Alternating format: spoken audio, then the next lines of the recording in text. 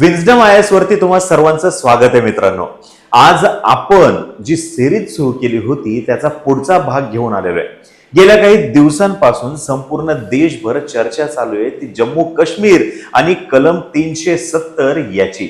आणि सर्वोच्च न्यायालयामध्ये हे प्रकरण गेलं होतं आणि सर्वोच्च न्यायालयाने सुद्धा जम्मू काश्मीर मधील कलम 370 हटवणं हा निर्णय वैध असल्याचा निर्वाळा दिलेला आहे.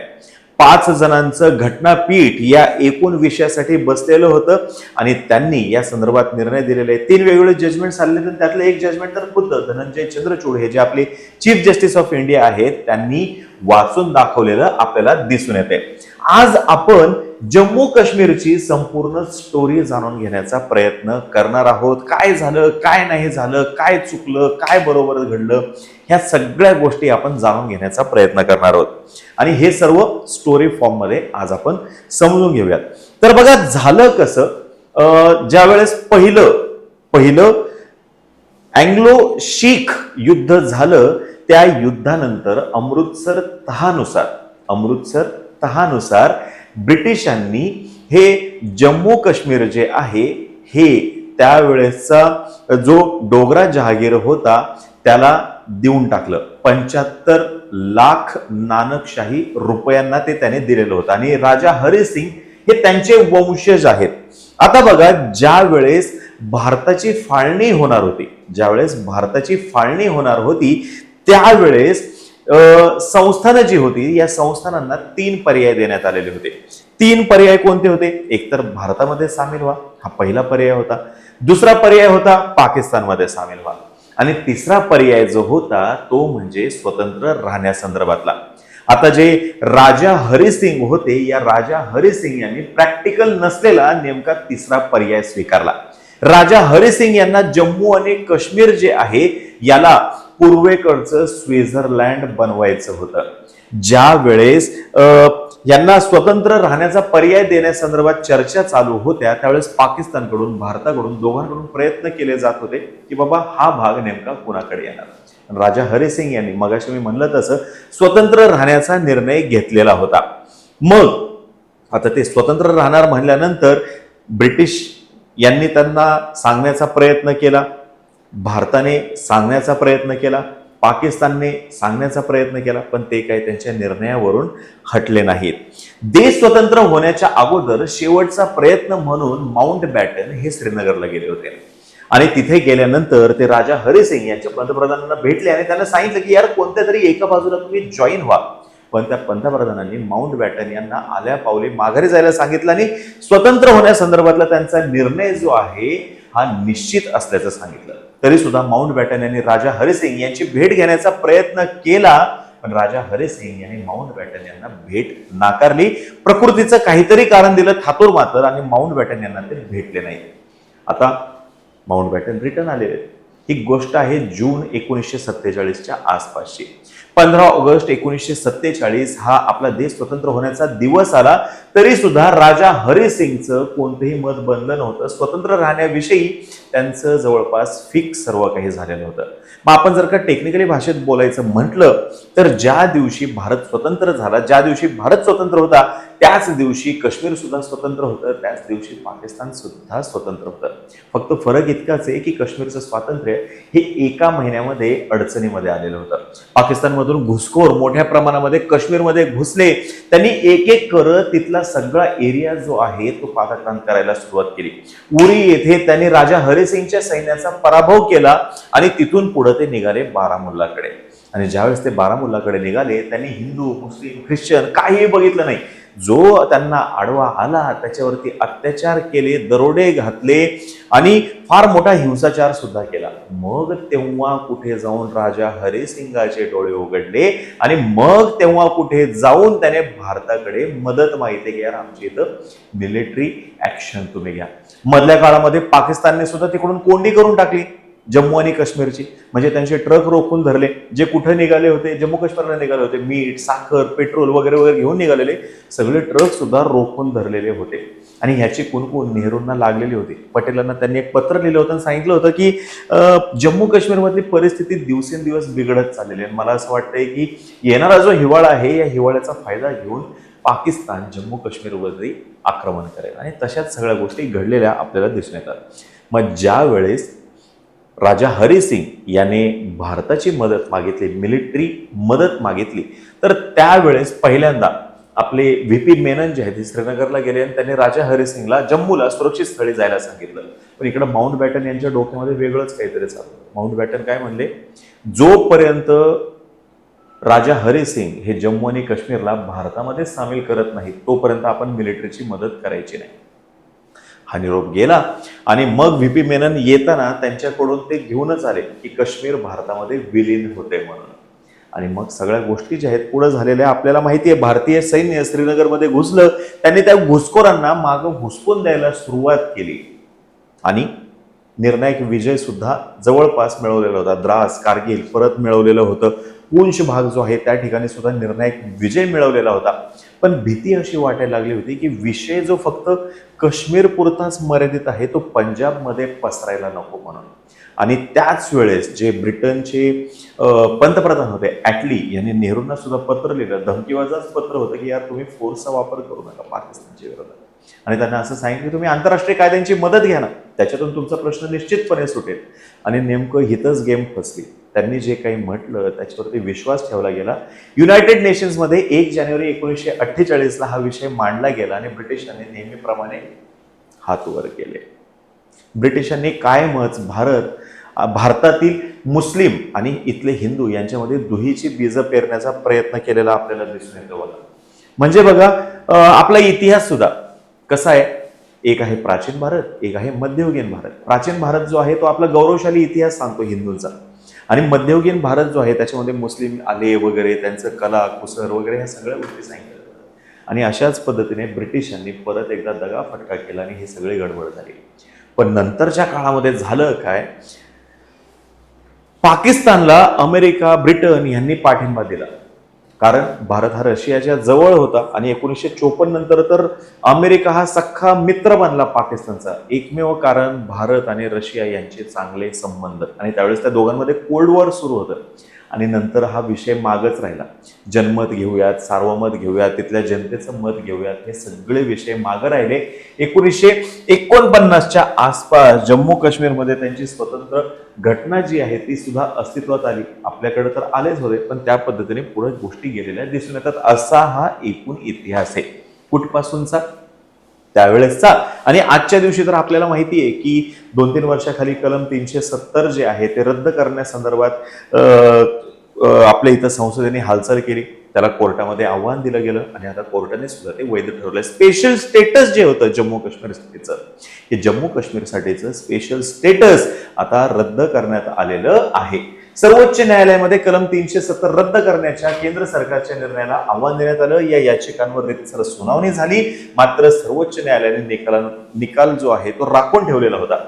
5 सप्टेंबर रोजी या याचिकांवर 16 दिवस सुनावणी घेतल्यानंतर न्यायालयाने हा निर्णय राखून ठेवला होता आणि अखेर 11 डिसेंबर म्हणजे कालच्या दिवशी न्यायालयाने या संदर्भातला निर्णय घेतलेला आहे.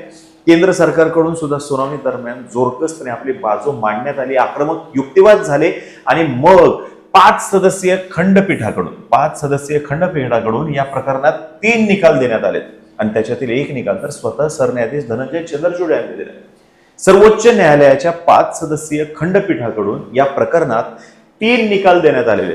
त्याच्यातील एक निकाल स्वतः सरन्यायाधीश धनंजय चंद्रचूड, न्यायमूर्ती जय गवई आणि न्यायमूर्ती सूर्यकांत यांनी दिलेला आहे. न्यायमूर्ती कौल यांनी मात्र स्वतंत्र निकाल दिलाय. तर न्यायमूर्ती संजीव खन्ना यांनी दोन्ही निकालांची सहमती दर्शवली. या 3 निकालांचा सारांश सरन्यायाधीश धनंजय चंद्रचूड यांनी वाचून दाखवला. तर तो काय आहे ते बघा. कलम 370 राज्यघटनेमध्ये तात्पुरत्या कालावधीसाठी होतं की कायमस्वरूपी, हा एक त्यांच्यासाठीचा महत्वाचा मुद्दा होता. जम्मू काश्मीरमधील विधिमंडळाचं रूपांतर घटनात्मक कार्यमंडळात करणं योग्य होतं की अयोग्य होतं, म्हणजे तिथं केंद्रशासित प्रदेश जो केला गेला हे करणं योग्य होतं की अयोग्य होतं. जम्मू काश्मीर विधिमंडळाच्या शिफारशीशिवाय त्या राज्यात राष्ट्रपती राजवट लागू करण्याचा निर्णय वैध होता की अवैध होता, हा एक विषय होता. डिसेंबर 2018 मध्ये जम्मू काश्मीरमध्ये लागू करण्यात आलेली व नंतर मुदतवाढ करण्यात आलेली राष्ट्रपती राजवट योग्य होती की अयोग्य होती? राष्ट्रपती राजवट ही कलम 356, त्यालाच आपण कॉन्स्टिट्युशनल इमर्जन्सी म्हणतो, त्यालाच आपण स्टेट इमर्जन्सी सुद्धा म्हणतो. राज्याची विभागणी 2 केंद्रशासित प्रदेशांमध्ये करणारा जम्मू काश्मीर पुनर्रचना कायदा घटनात्मक दृष्ट्या योग्य होता की अयोग्य होता? एवढे सगळे मुद्दे होते.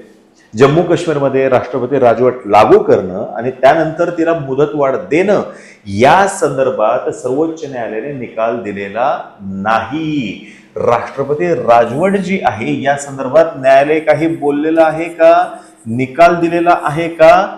नाही दिलेला.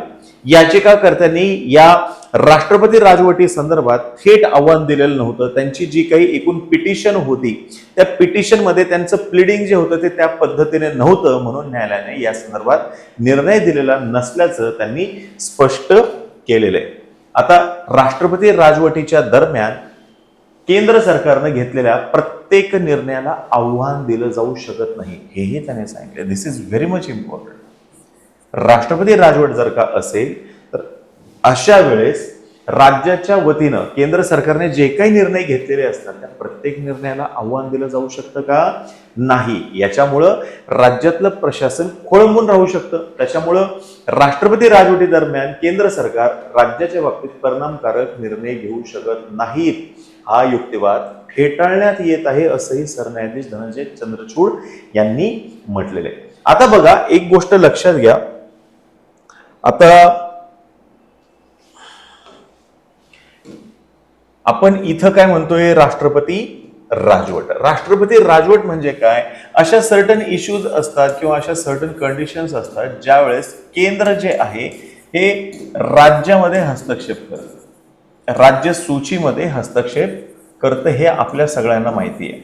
आणि म्हणूनच याला आव्हान देता येतं का? तर आव्हान देता येतं. कशामध्ये हस्तक्षेप केलेला आहे, कोणकोणता तुम्ही कायदा केलेला आहे.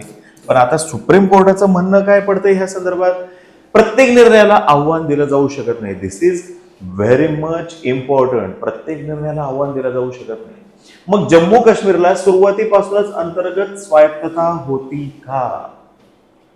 होती का? जम्मू काश्मीरचा समावेश भारतीय संघराज्यामध्ये ज्यावेळेस केला गेला त्यावेळेस तिथे स्वायत्तता नव्हती असं न्यायालयाने स्पष्ट केलेलं आहे. त्यांना स्वायत्तता होती का? नव्हती. हे न्यायालयाने इथे स्पष्ट केलेलं आपल्याला दिसतंय बघा. इंटरेस्टिंग आहे. म्हणजे कोर्टाने अक्षरशः प्रत्येक शब्दाचा किस पाडलेला दिसतोय, पिसं काढलेली आपल्याला दिसून येत आहेत. राज्यघटना सर्वोच्च असेल हे काश्मीरच्या महाराजांनी प्रतिज्ञापत्रात मान्य केले. तसंच घटनात्मक व्यवस्थेमध्ये जम्मू काश्मीरला स्वायत्तता असल्याचा कुठेही उल्लेख करण्यात आलेला नाही. खुद्द जम्मू काश्मीरच्या घटनेमध्येही स्वायत्ततेसंदर्भात कोणताही उल्लेख नाही असं सुद्धा सरन्यायाधीश धनंजय चंद्रचूड यांनी म्हटलं. इंटरेस्टिंग. कुठेही त्यांच्या स्वायत्ततेसंदर्भात म्हटलेलं नाहीये. राजा हरी सिंग याने राज्यघटना सर्वोच्च असेल हे प्रतिज्ञापत्रामध्ये मान्य केलेले. मग हे विषय आलेच कुठून? स्वतंत्र अस्तित्व, स्वायत्तता वगैरे हा प्रश्न या ठिकाणी आपले CJI जे आहेत त्यांनी उपस्थित केलाय. दरम्यान काश्मीरचा समावेश भारतीय संघराज्यामध्ये करतेवेळी राज्याला अंतर्गत स्वायत्तता नव्हती असंही न्यायालयाने नमूद केले. राज्यघटना सर्वोच्च असेल हे त्यांनी म्हटलेलं आहे. राज्यघटना सर्वोच्च असेल. जम्मू काश्मीरला इतर राज्यांपेक्षा वेगळी अशी कोणतीही स्वायत्तता नाही हेही या निकालात स्पष्ट करण्यात आलेलं आहे. सर्वोच्च न्यायालयाने आपल्या निकालपत्रात निवडणूक आयोगाला जम्मू काश्मीरमध्ये लवकरात लवकर निवडणुका घेण्यास सांगितल्यात. अगदी 30 सप्टेंबर 2024 पूर्वी या निवडणुका व्हायला पाहिजेत. हे फार महत्वाचं आहे बघा. हा पॉइंट फार महत्वाचा आहे. सर्वोच्च न्यायालयाने आपल्या निकालामध्ये काय स्पष्ट केलंय की जम्मू काश्मीरला विशेष दर्जा देणारं कलम 370 हे राज्यघटनेमध्ये तात्पुरत्या स्वरूपात होतं. हे फार महत्वाचं आहे. हे कसं होतं? तात्पुरत्या स्वरूपात. तत्कालीन युद्धजन्य परिस्थितीमुळे करण्यात आलेली ती तात्पुरत्या स्वरूपाची व्यवस्था होती. मी सुरुवातीला तुम्हाला जे सांगितलं ना, काय परिस्थिती होती त्यावेळेस, तर तिकडून त्यांच्यावरती आक्रमण करत होते. आक्रमण चालू होतं कुणाचं? तिकडून पाकिस्तानने रसद रोखलेली होती. बरोबर आहे. घुसखोर जे आहेत हे मोठ्या प्रमाणामध्ये घुसलेले होते. यांनी सगळ्यांनी काय केलं होतं तर साखर, मीठ, पेट्रोल ही रसद जी आहे जम्मू काश्मीरची ही रोखून धरलेली होती. ऍट अ टाइम हे घुसखोर जे आहेत यांनी राजा हरिसिंगच्या सैन्याचा पराभव केलेला होता. राजा हरिसिंगचं सैन्य जे आहे याचा त्यांनी काय केला होता पराभव केलेला होता. त्यांनी तिथला मुझफ्फरनगर वगैरे हा जो भाग आहे, मुझफ्फरपूर हा जो भाग आहे हा भाग पूर्णपणे ताब्यात घेतलेला होता. आणि आता ते चालले होते बारामुल्लाकडे चालले होते. आणि रस्त्यामध्ये त्यांनी मोठ्या प्रमाणामध्ये अत्याचार, हिंसा करायला सुरुवात केलेली होती. आणि ही जी सिच्युएशन आहे या सिच्युएशन मध्ये ह्या सर्व गोष्टी घडलेल्या आहेत असं कोर्ट या ठिकाणी म्हणतंय. ही तात्पुरती व्यवस्था होती आणि कागदपत्रामध्ये सुद्धा त्या संदर्भात उल्लेख आहे. दरम्यान काश्मीर विधिमंडळाच्या शिफारशीशिवाय राष्ट्रपती राजवट लागू करण्याच्या निर्णयाला याचिकाकर्त्यांनी आव्हान दिलं होतं. तर सर्वोच्च न्यायालयाने हा दावा सुद्धा फेटाळला आहे.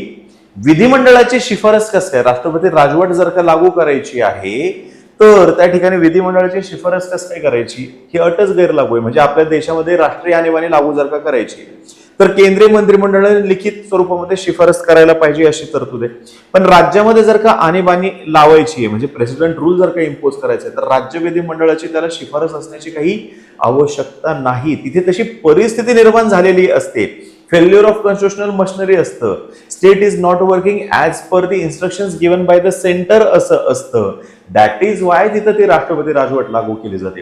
हे इथं काय म्हणतात, राष्ट्रपती राजवट लागू करण्यासाठी विधिमंडळाच्या शिफारशीची पूर्व अट गैरलागू आहे. म्हणजे ते काय विषय घेतात, त्यांच्यासाठी राष्ट्रपती राजवट ही एका पद्धतीने राष्ट्रीय आणीबाणी आहे. म्हणजे एक स्वतंत्र देश आणि त्याची राष्ट्रीय आणीबाणी आहे की काय, अशा या ठिकाणी प्रश्न उपस्थित होऊ शकतो. आणि ते सुद्धा गैरलागू असल्याचं न्यायालयाने स्पष्ट केलेलं आहे.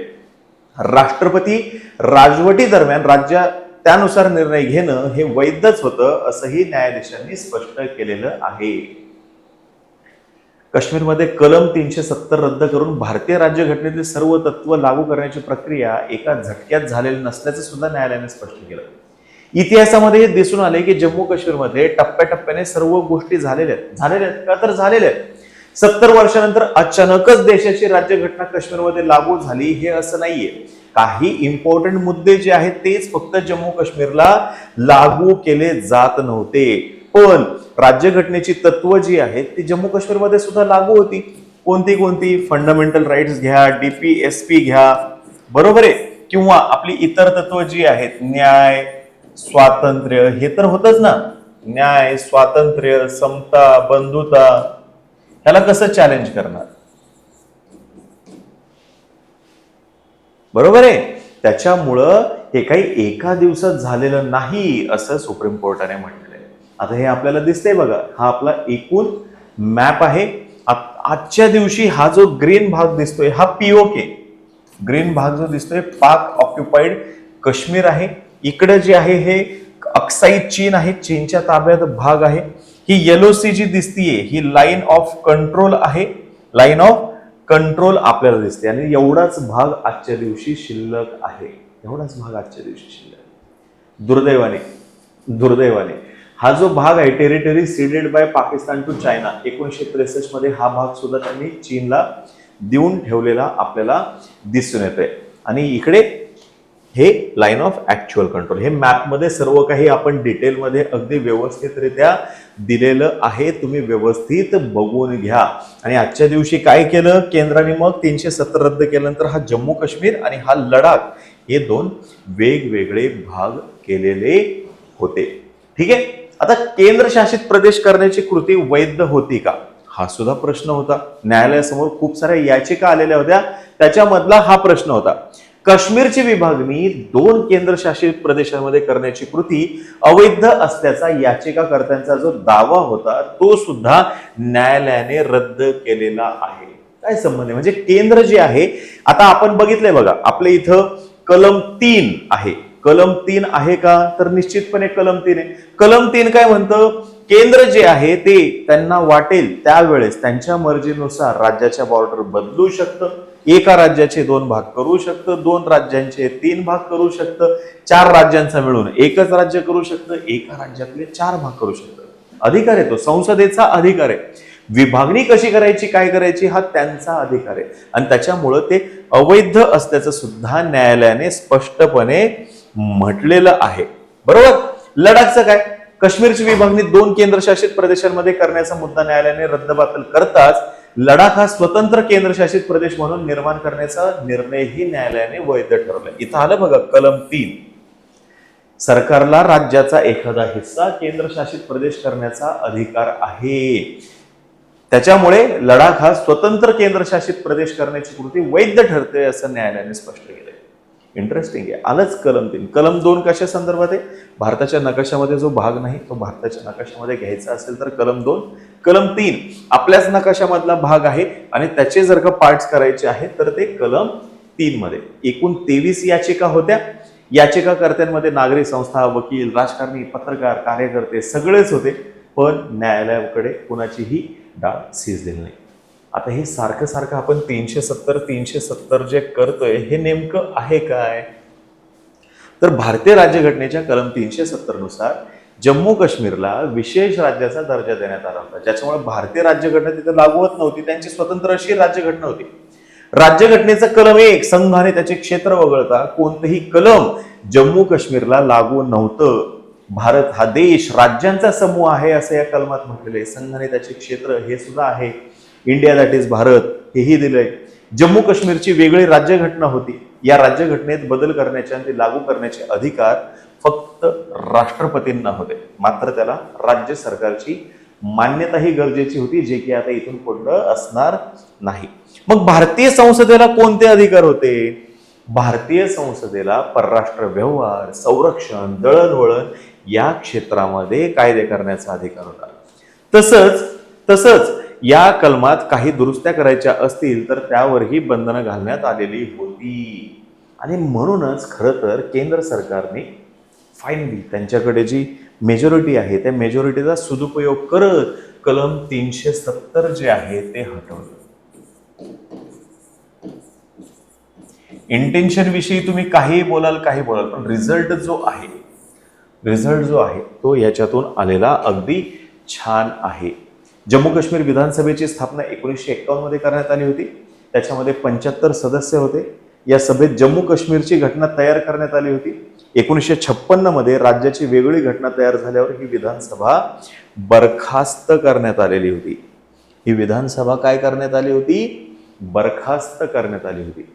काश्मीरचा संपूर्ण जो भारत आहे आपल्या या भारतासोबत विलीनीकरण जर का करायचं असेल तर 370 जे आहे हे सतत त्रास देत होतं. 370 हा अडथळा आहे हे सतत त्रास देत होतं असं कायम म्हटलं जात होतं. आणि त्यातल्या त्यात बीजेपीचं हे कायमच म्हणणं होतं आणि म्हणूनच त्यांनी 370 हे कलम काढून टाकण्याचं आश्वासन सुद्धा दिलेलं होतं. कलम 35A 1954 मध्ये भारतीय राज्यघटनेत घालण्यात आलं. या कलमामुळे झालं काय? जम्मू काश्मीरचे रहिवासी जे आहेत त्यांना विशेष अधिकार मिळाले. जम्मू काश्मीरचे रहिवासी जे आहेत यांना विशेष अधिकार मिळालेले होते. राज्यात मालमत्ता विकत घेणं आणि तिथला अधिवास या बाबतीत विशेष अधिकार मिळाले होते. आता मधल्या काळामध्ये चेष्टेचा विषय होता की आता 370 रद्द झालं, सगळेजण काश्मीरमध्ये जमिनी वगैरे विकत घेऊ शकतात. तर मुद्दा हा फक्त जमिनीशी संबंधित नाहीये बघा, त्याच्यापेक्षा फार मोठा विषय आहे. त्याच्यापेक्षा फार मोठा आहे. आपल्या देशातील एक भाग, जो भाग आपण कष्टाने मिळवलेला आहे, कष्टाने आपले एकूण राजकीय मुत्सद्देगिरीने मिळवलेला आहे, तो भाग आपल्या इथं एक स्वतंत्र देश असल्यासारखं जर का असेल तर ते नक्कीच त्रासदायक गोष्ट आहे आणि तेच दिसतंय. आता in brief union territory of Jammu and Kashmir and Ladakh हे इथं दिलेलं आहे. Jammu Kashmir Ladakh union territory of Jammu and Kashmir with assembly. आता इथं आपण एरिया, पॉप्युलेशन हे सगळं दिलेलं आहे. ह्या ठिकाणी हे सगळं दिलेलं आहे. Jammu and Kashmir after article 370 is revoked, म्हणजे 370 काढल्यानंतर आता सेपरेट नागरिकत्व गरजेचं नाहीये. सेंटरचे लॉ जे आहेत, कायदे डायरेक्ट इथं अप्लाय होणार. No separate laws for Jammu and Kashmir. Indian citizens from other states can buy land and property. दोन वेगवेगळे ध्वज नाहीत. Election after every 5 years. Centre can declare financial emergency under article 360 आणि police will be managed by the centre. का centre? का केंद्रशासित प्रदेश आहे. Centre कशामुळे? तर केंद्रशासित प्रदेश असल्यामुळे. आता हे कलम कसं काढून टाकलं गेलं? तर ही प्रक्रिया खरोखर किचकट आणि गुंतागुंतीची होती. 5 ऑगस्ट 2019ला राष्ट्रपतींनी एक आदेश काढला ज्यानुसार घटनादुरुस्ती करण्यात आली. त्यानुसार राज्याची घटना समिती हीच आता राज्याची विधानसभा असेल असा प्रस्ताव जो आहे, असा प्रस्ताव सुद्धा मांडण्यात आलेला होता. हे अतिशय महत्वाचं कारण तेव्हा घटनादुरुस्ती झाली तेव्हा राज्यात डिसेंबर 2018 पासून ऑलरेडी राष्ट्रपती राजवट जी आहे ती लागू होती. जून 2018 मध्ये भाजपनं पीडीपीचा पाठिंबा काढून घेतला होता आणि त्याच्यानंतर 6 महिने तिथं राज्यपालांचं शासन होतं आणि त्याच्यानंतर राष्ट्रपती राजवट होती. इतर वेळी होतं काय? राष्ट्रपतींना राज्य विधानसभेची आवश्यकता असते का? तर इतर राज्यांमध्ये तर नाहीये, पण इथे राज्य विधानसभेची परवानगीची आवश्यकता होती. मात्र राष्ट्रपती राजवट असल्यामुळं विधानसभेच्या परवानगीची गरज भासली नाही. राष्ट्रपती राजवट होती. आता या आदेशामुळे केंद्र सरकारला कलम 370 मध्ये त्यांच्या मनाप्रमाणे दुरुस्ती करायला वाव मिळाला आणि ह्या सगळ्या गोष्टी ज्या आहेत त्या घडलेल्या आपल्याला दिसून येतात. दुसऱ्या दिवशी राष्ट्रपतींनी आणखी एक आदेश दिला. त्याच्यानुसार भारतीय राज्यघटनेला सर्व तरतुदी जम्मू काश्मीरला लागू करण्यात आल्या आणि त्याच्यामुळे या राज्याला देण्यात आलेला विशेष राज्याचा दर्जा गेला. आणि 9 ऑगस्ट 2019ला संसदेने आणखी एक कायदा संमत केला. त्यानुसार राज्याचे जम्मू काश्मीर आणि लडाख या 2 केंद्रशासित प्रदेशांमध्ये विभाजन करण्यात आलं आणि जम्मू काश्मीरमध्ये विधानसभा स्थापन करण्याचा निर्णय झाला आणि लडाखला तो मात्र मान मिळालेला दिसत नाही. आता याचिकाकर्त्यांचं म्हणणं काही असेल, आता त्यांचे म्हणणं आपल्याला कळालं. जे झालं ते चुकीचं झालं. जम्मू काश्मीरची स्वतंत्र राज्य घटना आहे. केंद्रशासित प्रदेश तुम्ही कसं काय केला? राज्य विधानसभेची तर परवानगी नव्हती. आम्हाला स्पेशल स्टेटस दिलेलं आहे वगैरे वगैरे blah blah blah blah blah खूप साऱ्या गोष्टी. पण कलम 370 हटवल्यानंतर काय झालं? तर जम्मू आणि काश्मीर केडरचं विलिनीकरण झालं. हा एक महत्वाचा मुद्दा आहे. अधिवासाच्या कायद्यामध्ये बदल झाला. जमिनीच्या कायद्यामध्ये बदल झाला. ठीक आहे, जमिनीच्या कायद्यामध्ये बदल झाला. पुनर्रचना आयोगाची स्थापना त्या ठिकाणी केली गेली आणि राज्यातील वेगवेगळे आयोग जे आहेत ते सुद्धा रद्द केले गेले. राज्य तपास यंत्रणेची तिथे स्थापना केली गेली. एवढे सगळे मुद्दे 370 कलम हटवल्यानंतर झालेले आपल्याला दिसून येतात. आता एक गोष्ट लक्षात घ्या की सुप्रीम कोर्टाने आता निर्णय दिलेला आहे. काय निर्णय दिलेला आहे? की वैध आहे काय कलम 370 हटवणं. हा निर्णय दिलेला आहे. आता ह्याच्या सोबतच 2024 सप्टेंबर इथपर्यंत इलेक्शन घ्यायला सुद्धा त्यांनी सांगितलं. इलेक्शन घ्या हे सुद्धा सांगितलेलं आहे. थोडक्यात काय, जम्मू काश्मीर आता मूळ प्रवाहात आलेलं आहे असं म्हणलं तरी सुद्धा चालेल. मूळ प्रवाहात आलेलं आहे का? तर हो, मूळ प्रवाहामध्ये आलेलं आहे की ज्याच्यामुळं जम्मू काश्मीरच्या विकासाचा मार्ग जो आहे तो मार्ग मोकळा झालेला आहे. आणि न्यायालयाने सुद्धा आता त्याच्यावरती शिक्कामोर्तब केलेले. संसदेने तर अगोदरच त्या संदर्भातला निर्णय घेतलेला होता, पण न्यायालयाने शिक्कामोर्तब केल्यामुळं आता ह्या सगळ्या गोष्टी ज्या आहेत त्या स्ट्रीमलाईन झालेल्या. तर अशी ही सगळी गोष्ट होती जम्मू काश्मीरची, कलम 370ची. काय झालं, विषय युनायटेड नेशन्समध्ये का गेला, कसं चुकलं, काय काय घडलं वगैरे वगैरे वगैरे. आता ह्याच्यातले काही मुद्दे जे आहेत हे अजून डिटेलमध्ये जर का तुम्हाला पाहिले असतील तर डिस्क्रिप्शन बॉक्समध्ये खाली आपण आपल्या टेलिग्राम चॅनलची लिंक दिलेली आहे. तिथं जाऊन तुम्ही याची PDF जी आहे ती निश्चितपणे मिळवू शकता. तोपर्यंत विजडम IAS हे जे आपलं YouTube चॅनल आहे याला तुम्ही लाईक करा, शेअर करा आणि सबस्क्राईब करा. धन्यवाद. जय हिंद, जय महाराष्ट्र.